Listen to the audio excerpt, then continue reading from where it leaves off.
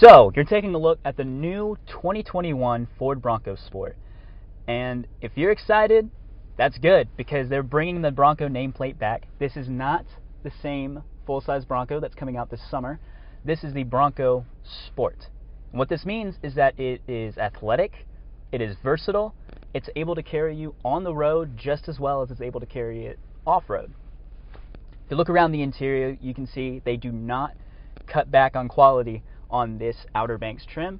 You have plenty of leather on your armrests right here. You have plenty of leather in the seats. You got this nice little suede material here. You even have some Bronco badging here on the seats.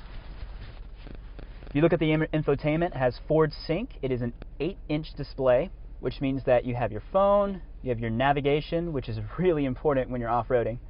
You have a few other apps. In fact, you can connect your phone, has Apple CarPlay and Android Auto.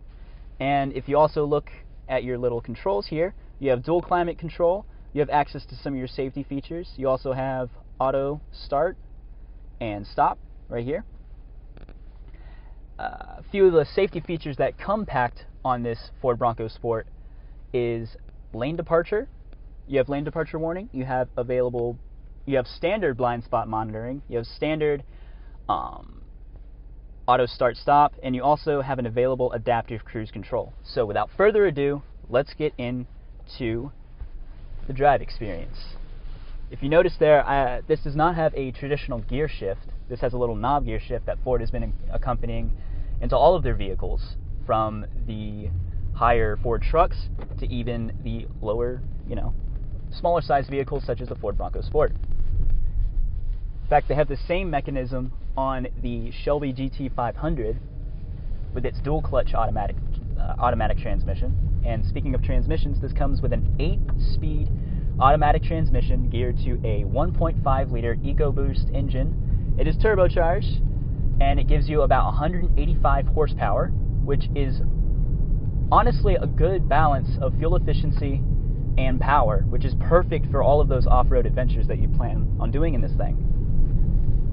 All Broncos come standard with all-wheel drive, and all Broncos have something called GOAT modes, and you may be asking, what are GOAT modes?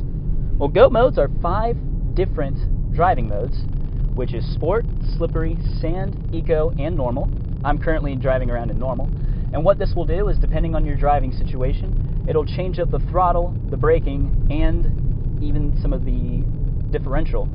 So say, for example, Sand. It's going to lock up my differential, which means more power goes to the rear wheels, and it's also going to turn off my traction control, which means that all wheels will have as much power as possible to be able to get me out of, sandy conditions. Slippery, obviously, is for those wet conditions, or perhaps mud.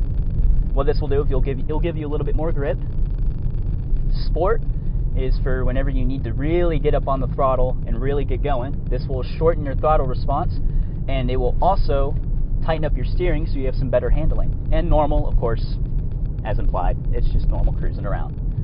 And the last mode is Eco, which means that it's going to reduce the response time, increase the response time, so that the pedal, it takes a little bit more effort to get up and go. And what this will do is it'll save you as much gas mileage as possible. So Ford really has geared this thing to be as versatile as possible for both on-road and off-road, which means that all of the GOAT mode features can also apply to on-road. So say Slippery and Sand. Those are perfect for off-road. On-road, the slippery would be rain. Off-road, the slippery conditions could be mud. It truly is a Swiss Army knife of a vehicle. And that just about wraps it up for the Ford Bronco Sport. I got to turn around and get this back to the dealership. You can come and check it out for yourself, or you can check something else out in our inventory. My name is Parker, and I'll see you in the next one.